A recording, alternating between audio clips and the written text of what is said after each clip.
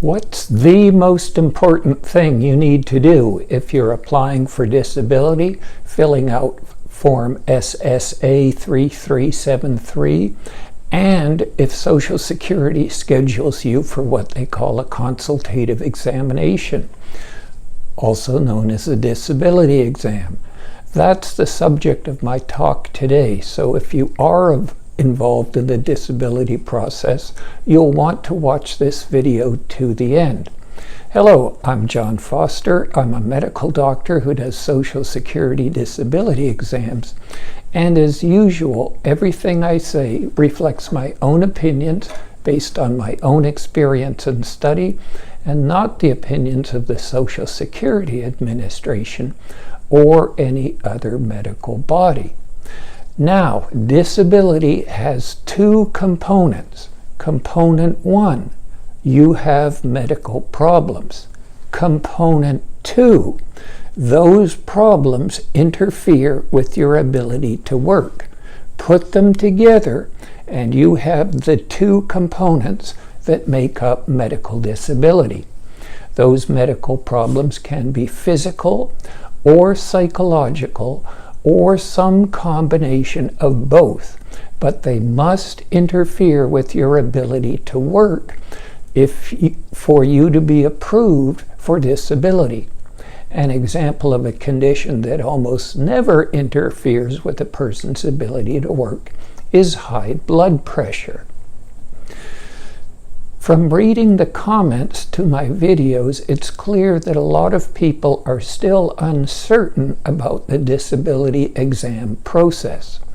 When you apply for Social Security disability, you fill out Form 3373, which is a long questionnaire asking you about your medical problems, your abilities, your limitations, and what you can do and what you cannot do. This is extremely important.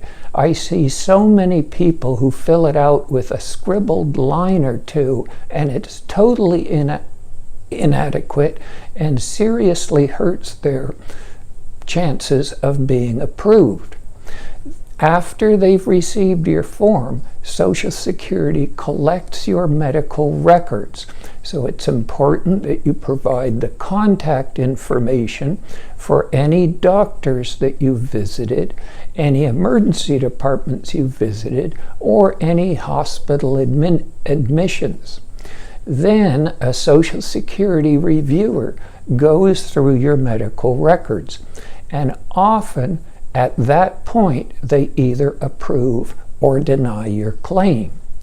In some circumstances, after going through the records, they're uncertain if you're disabled or not. How bad are your limitations? The reasons for this are usually because of lack of medical records. Often when people become disabled, they lose their job and their health insurance and can no longer go to the doctor regularly.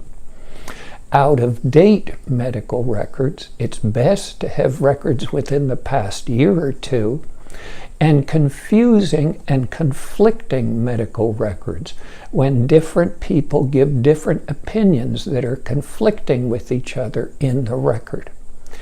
In those cases, Social Security will refer you for a disability exam, what they call a consultative examination. And that exam is done by a doctor like me. You don't pay for the exam. Social Security pays. One person has asked about getting a functional assessment done.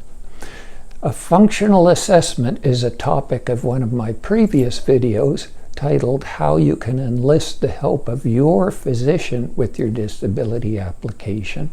And in that video, I provide a link to a functional assessment form, and I explain it's very helpful if your doctor will fill it out, but your doctor is not obliged to fill it out, so it pays to ask nicely. If you can't get your doctor to fill out a functional assessment form and you have the means, ask your doctor to refer you to a physiatrist. also known as a doctor who specializes in physical medicine and rehabilitation. That's the specialty that evaluates people's ability or lack of ability to work. And remember, Social Security really likes specialists' opinions. So a functional capacity form filled out by a physiatrist could be very helpful. Now, when people come to see me for a consultative examination, the first half of the exam is me talking with the patient and asking questions and having them describe their problems. And here's where the issue is. Most people do a pretty good job of telling me about their medical issues, but the majority do a terrible job of explaining how those issues make it difficult for them to work. And that's key. That will determine whether your application is approved or not.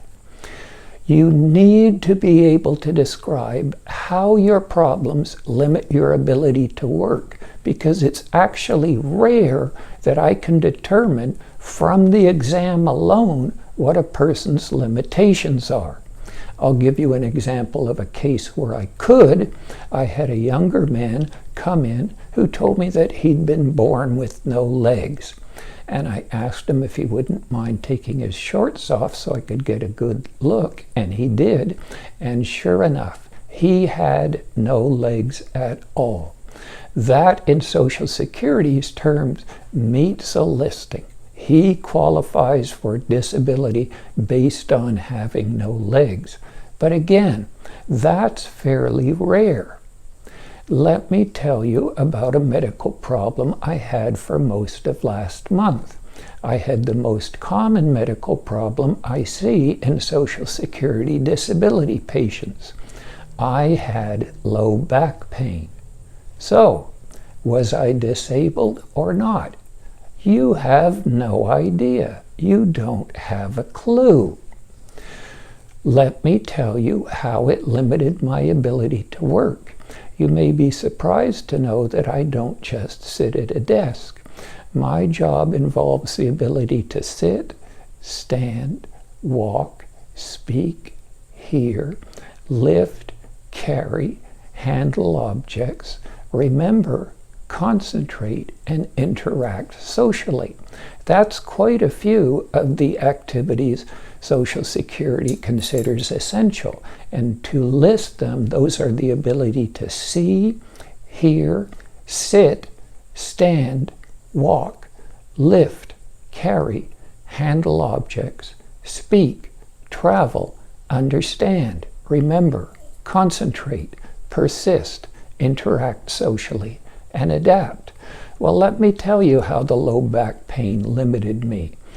At one of the locations where I work, there is a very heavy desk that I need to move at the beginning of the end of the day. It probably weighs between 70 and 80 pounds. And I was able to lift it, but it definitely hurt my back, and I wouldn't have been able to lift that much weight all day long. The other thing is, when I check patients' range of motion, I demonstrate the motions I want the patient to perform. And I check everybody's spinal range of motion. And I ask them to bend forward as far as possible, and I do that myself, backwards as far as possible, and tilt to the right and tilt to the left. Well, it hurt my back to bend forward about 90 degrees.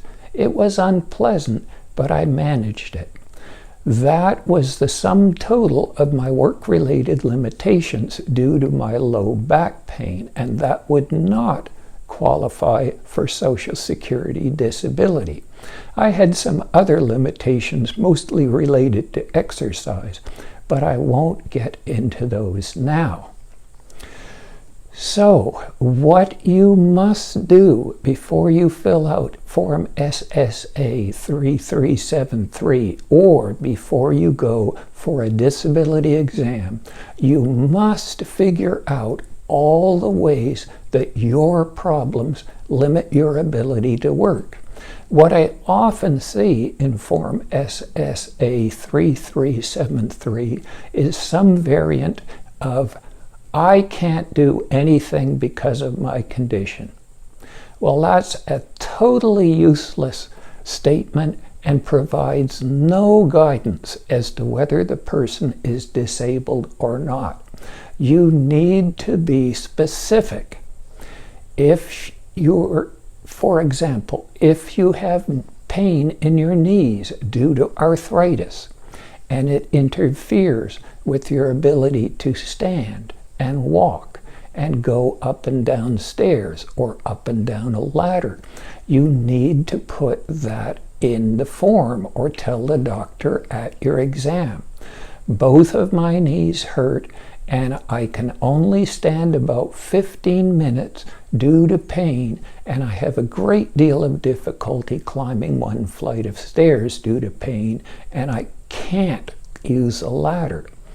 That's the sort of information that Social Security needs to approve your disability claim. So, to finish, you must explain why you can't work. If you don't explain why you can't work, don't explain the disability exam, don't expect the disability exam doctor or Social Security to figure out that you can't work. You must be specific. You must spell out clearly how your medical problems limit your ability to perform work-related activities. Remember, when you fill out Form 3373, type it or get it typed, and you can add as many pages as you want.